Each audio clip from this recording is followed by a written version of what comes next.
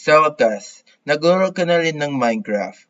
Siguro nabato ka, o gusto mo lang sumubok ng bago, o kaya naman inibitahan ka ng kaibigan mo na maglaro tapos humingi ka ng tulong kung paano i-install pero bigla mo na lang siya sinin at di na binalikan.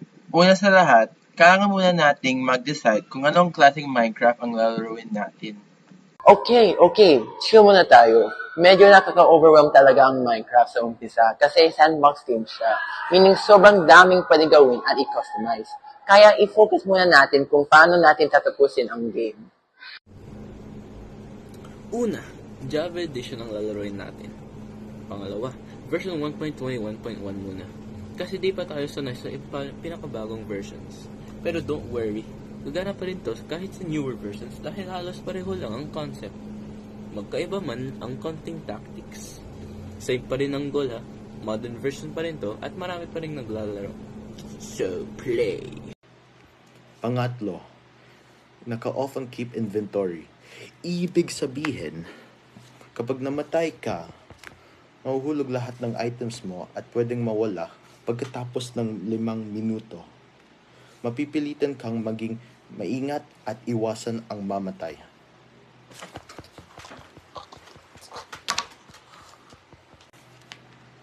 Pang-apat, single player muna tayo. Kapag marunong ka na mag-isa, mas makakatulong ka kapag kasama yung kaibigan mo. At panghuli, ituturo namin ang mabisa pero chill na paraan ng pagtapos ng laro. Maraming bagong paraan ngayon para matapos ang laro. Pero minsan ay nagiging sobrang technical at di na masaya.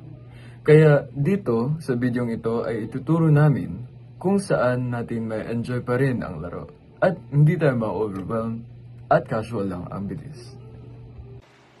Ang pangunahing hakbang sa pagtapos ng Minecraft ay una, kumuha ng armor, pagkain at materials sa overworld. Pangalawa, pumunta sa Nether at kumuha ng End Pearls at Blaze Rods. Pangatlo, hanapin ang Stronghold at ang End Portal. At pang-apat, pumasok sa End at talunin ang Ender Dragon. Pag-spawn mo pa lang sa world, una mong gagawin ay maghanap ng puno. Nanonood ba kayo ng JoJo's Bizarre Adventure? Maging Joestar ka bigla at suntugin mo ang puno, ura-uramuin mo, para makakuha ng kahoy, okay? Gawin mong planks, tapos gumawa ng crafting table. Pinaka-importanting block sa game.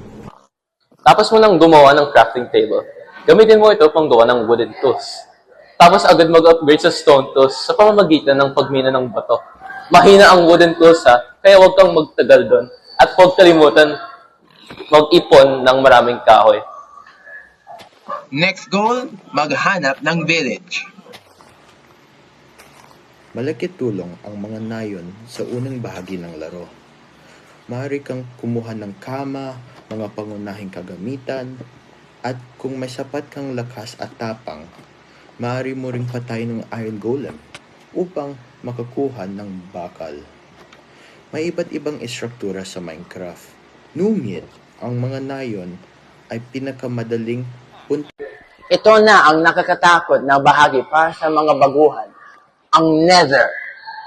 Para makapasok, gumawa ng Nether portal gamit ang obsidian. Makakuha ka ito sa pagbuhos ng tubig sa lava. Kailangan ng diamond pickaxe para masira ang obsidian. Pagkatapos nun, sinihan ang portal gamit ang flint and steel. Delikado ang Nether. Mas maraming lava dito at mas malakas ang mobs. Dahan-dahan lang palagi. maghanap ng piglins. Kapag may suot kang kahit isang piraso ng gold armor, hindi ka nila aatakihin. Basta, huwag mo silang saktan. Maaari kang makakuha sa kanila ng Ender Pearls at Fire Resistance Potions na sobrang nakakatulong. Sa loob nito, patayin ang blaze. Para sa blaze rods, mag-ingat tayo sa apoy at wither skeletons dahil sa sobrang delikado nila. Balik sa overworld, pagsamahin ang blaze powder at ender pearls para makagawa ng Eyes of Ender. na ilalagay sa ating Ender Portal. Ihagis ang Eye of Ender at sundin kung saan sila pupunta para mahanap ang stronghold. Pero ingat, baka mabasag sila. Kapag nahanap mo ang End Portal Room, punuin ang portal ng Eyes of Ender para makapasok sa dimension tinatawag na The End. Bago pumasok sa end, siguraduhin ready ka na. May pagkain, blocks, armas, at bow.